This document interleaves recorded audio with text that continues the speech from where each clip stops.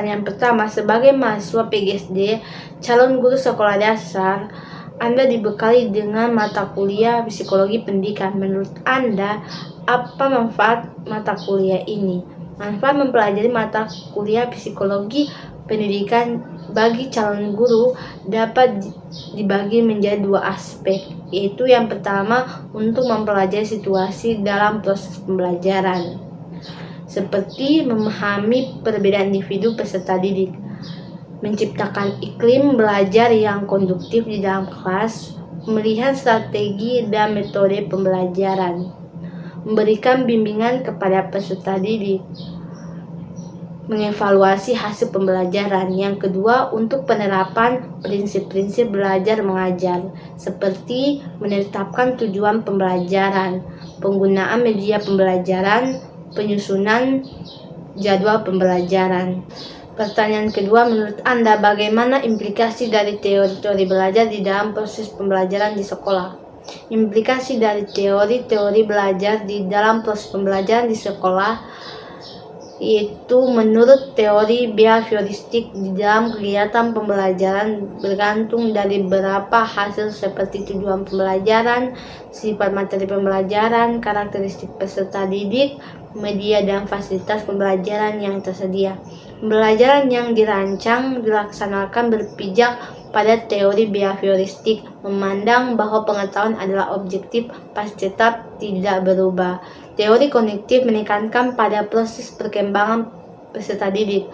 Meskipun proses perkembangan peserta didik mengikuti urutan yang sama, namun kecepatan dan pertumbuhan di dalam proses perkembangan itu berbeda. Dapat diajarkan secara langsung, namun perkembangannya dapat disimulasikan. Yang ketiga, menurut teori implikasi dari teori konstruktivistik jika dikaitkan dengan pembelajaran dan proses pembelajaran modern adalah berkembangnya perkembangan dengan web learning dan social learning.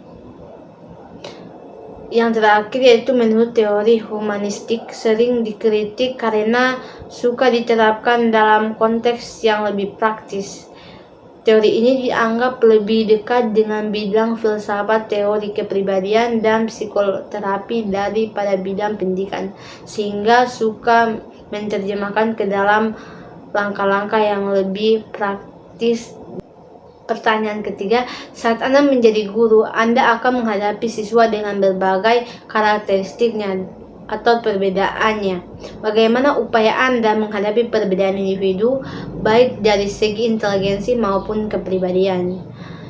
Itu yang pertama, cara pandang kita terhadap perbedaan. Berpikirlah positif dengan mensyukuri adanya perbedaan.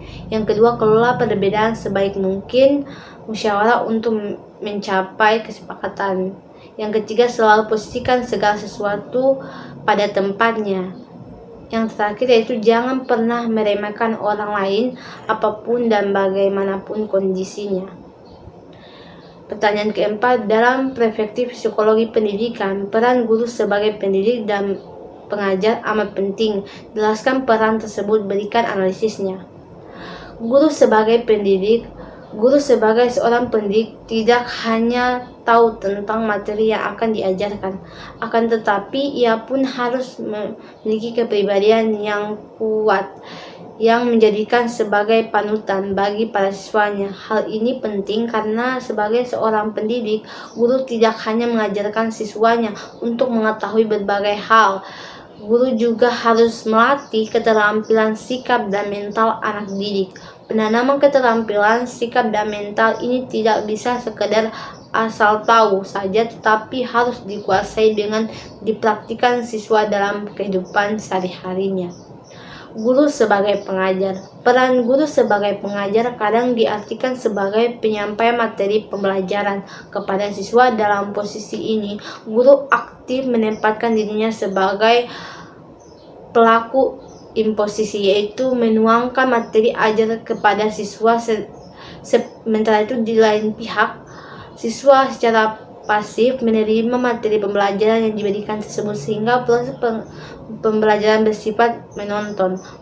Padahal peran guru sebagai pengajar bukan hanya menyampaikan informasi, tapi masih banyak kegiatan lain yang harus dilakukan guru agar proses pembelajaran mencapai tujuan dengan detektif dan efisien. Sekian dan terima kasih.